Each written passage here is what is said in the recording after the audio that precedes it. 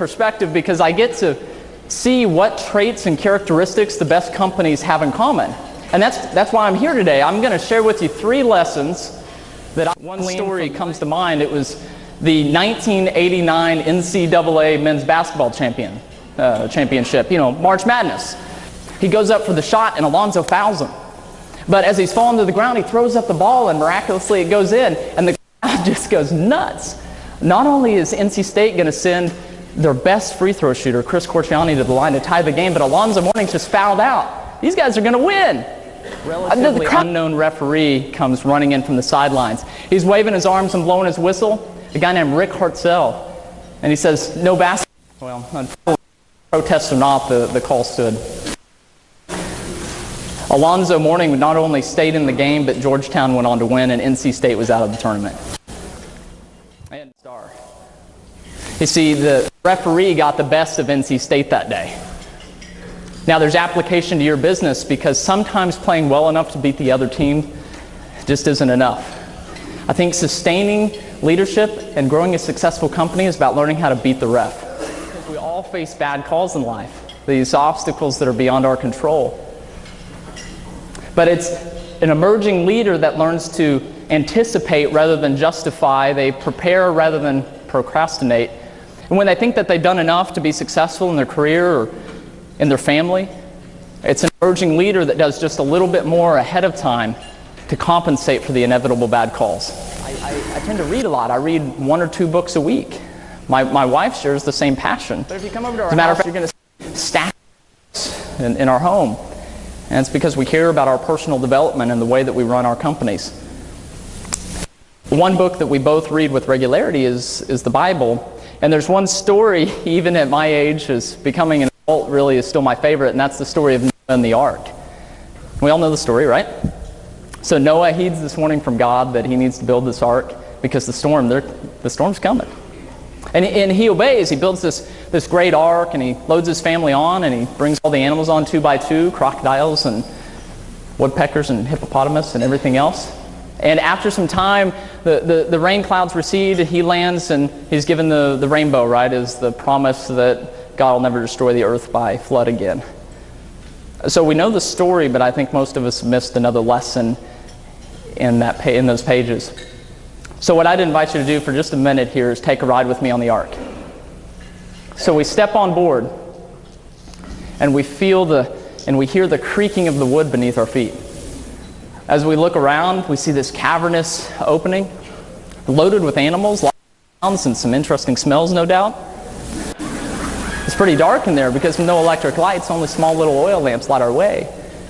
But by this point, we've lifted from the ground because it's already raining outside. It's storming. The hail's hitting the outside of the boat. We're riding up and down and back and forth as these towering waves move us around. Heck, we've only been on there for 15 seconds and some of you are already seasick. But there we are on the boat. The towering waves, if anyone's seen Deadliest Catch, think that. The water's breaking over the top of it and we're being tossed about side by side. I don't think in those 5.5 weeks that we're on the ocean, though, that Noah is really worried about the boat sinking. He's not worried that the waves are going to overtake him. See, he's built this craft, he's followed the directions, and he's put his heart and his soul into his craft. But I can't help but think that Noah, every so often, didn't take some extra time to walk to the back and just double check that those 2 woodpeckers he brought aboard were still in their cage. See, in the same way that Noah realized that it wasn't going to be the waves or the wind outside that sank the boat, it could be the foolish mistake of letting some woodpeckers out of their cage that really... It's really those external circumstances that threaten us. Most great men and great women that I've seen fall from grace, it's been because of those woodpeckers, those internal behaviors. So my challenge to you on my second point is that you watch out for the woodpeckers so you can just sit back and enjoy the ride. And from Coach's team, 88 consecutive wins in a row, we learned that winning teams have 5 traits in common.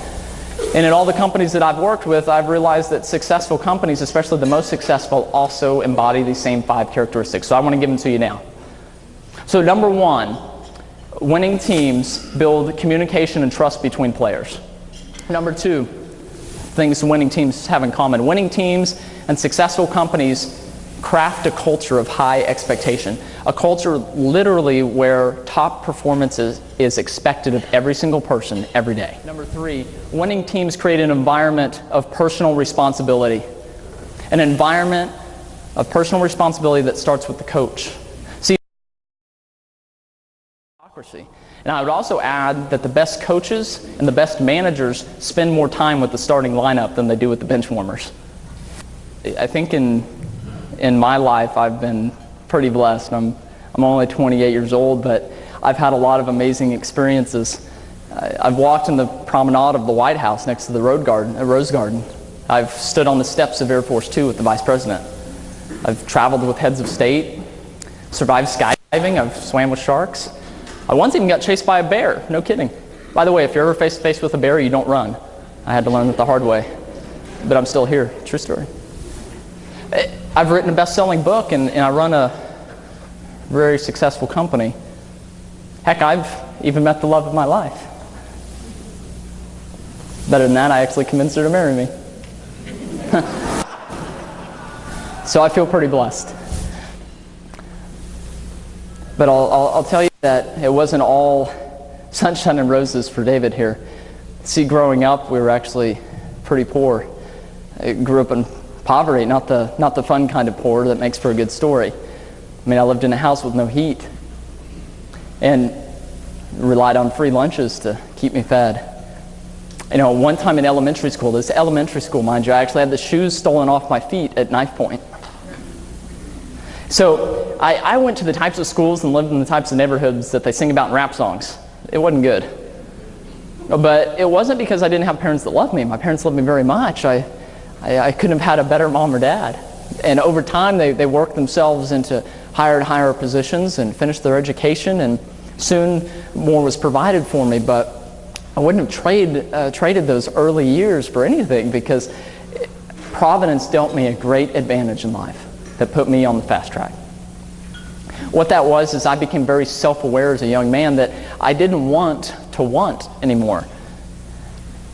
And I realized that our behavior is what determines our success more than our circumstance.